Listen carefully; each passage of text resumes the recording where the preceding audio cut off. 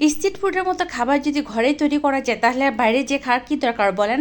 আজকে আমি তৈরি করে দেখাবো আপনাদেরকে স্ট্রিট ফুডের মতো তৈরি পাস্তা। আজকে পাস্তাটা এতটা মজা এতটা ইয়ামি হয়েছে। আর এই পাস্তাটা আজকে আমরা আমার দুই ভাগনা ভাগ্নি মেয়ে সবাই মিলে তৈরি করেছি, মানে 5-6 জন মিলে আজকে আমরা এই পাস্তাটা তৈরি করেছি। আসসালামু আলাইকুম এভরিওয়ান, আমি নীলা কুকিং অ্যান্ড ব্লগ থেকে আপনাদের সাথে অনেক সুন্দর মজা ইয়ামি একটা রেসিপি নিয়ে হাজির হয়েছি, যেটা হচ্ছে আপনারা খুব সহজে ঘরে তৈরি করে নিতে পারবেন এবং অল্প উপকরণ তৈরি করে নিতে পারবেন। এখানে দেখেন আমি হচ্ছে প্রায় 1 কেজির মতো টমেটো নিয়েছি।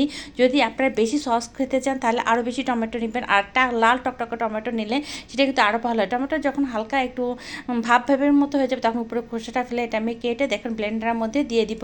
আর এই সাইডে হচ্ছে আমি চিকেনটা নিয়েছি। আপনারা চিকেনটা কিন্তু কাঁচাও নিতে পারেন অথবা ফ্রাই করে নিতে পারেন। আমি ফ্রাই করে নিয়েছিলাম। আর এই যে দেখেন আমি আর এদিকে পাস্তাটা চুলায় বসাই দিয়েছি। পাস্তাটা যখন সিদ্ধ হয়ে যাবে, এখানে আমি প্রায় আধা কেজি পরিমাণ 500 গ্রাম পরিমাণ পাস্তা নিয়েছি।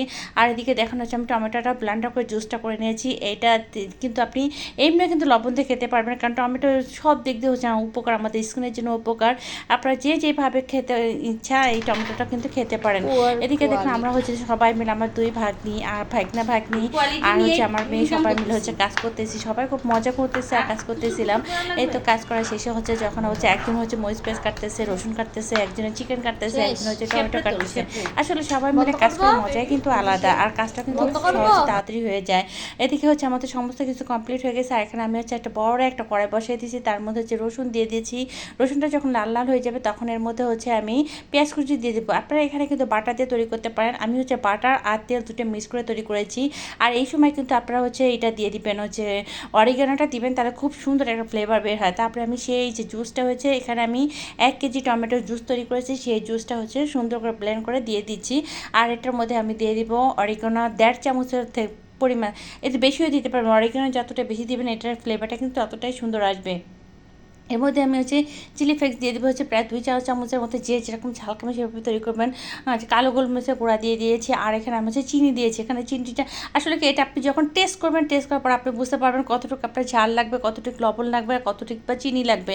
এটা বারবার আমরা টেস্ট করে দেখছি, নাহলে ব্যালেন্সটা যদি সুন্দরভাবে না হয় তাহলে কিন্তু সুন্দর মতো টেস্টটা আসে না। আর এদিকে আমি মোজরেলা চিজটা দিয়ে দিচ্ছি। এখানে আমি প্রায় 200 থেকে 250 গ্রাম মোজরেলা চিজ দিয়েছি। আর এই যে সেই সিদ্ধ করা যে পাস্তাটা দিয়ে দিচ্ছি। এখানে আমি রিং পাস্তাটা নিয়েছি। আর এই পাস্তাটা কিন্তু খুবই মজা। এটা আমি কোথা থেকে নিয়েছি, এটা প্রিন্স বাজার থেকে আমি এটা নিয়েছি। এখন দেখেন আমি এত পরিমাণ মোজরেলা চিজ দিয়েছি, দেখুন প্রত্যেকটা নাড়ার সাথে সাথে চিজটা কিন্তু কেমন উঠে আসতেছে। আর এখানে কিন্তু আরও টমেটো হলে এটা আরও বেশি ভালো হতো পাস্তাটা। এখানে আমার কাছে মনে হচ্ছে যে আমার কম হয়ে গেছে। আপনারা যদি পারেন আরও বেশি করে টমেটোর জুসটা দিবেন, তাহলে এটা আরও বেশি ইয়ামি এবং টেস্টি হবে। এটা আমি অনেক বেশি এখন নাড়াচাড়া দেওয়ার পর আমি টেস্ট করে দিচ্ছি। এটা সমস্ত কিছু লবণ যা আছে সব কিছু একবার ঠিক আছে, গোলমরিচ থেকে শুরু করে। এখন দেখেন কারো তর সহ্য হচ্ছে না, কেউ আমাকে একটু টেবিলটা সাজাইতো, বাটির মধ্যে যে আমি সাহায্য পরিবেশন করবো সেই সুযোগটা আমাকে দেয়নি। সোজাসুজি ওরা সবাই নিয়ে খাটে পাড়ে উঠে গেছে এবং সবাই সবার মতো নিয়ে খাচ্ছে। আর বিশ্বাস করেন অসম্ভব মজা হয়েছে। কিসের স্ট্রিট ফুড যে আমরা খাই, আমরা বাসায় কিন্তু তৈরি করে নিই।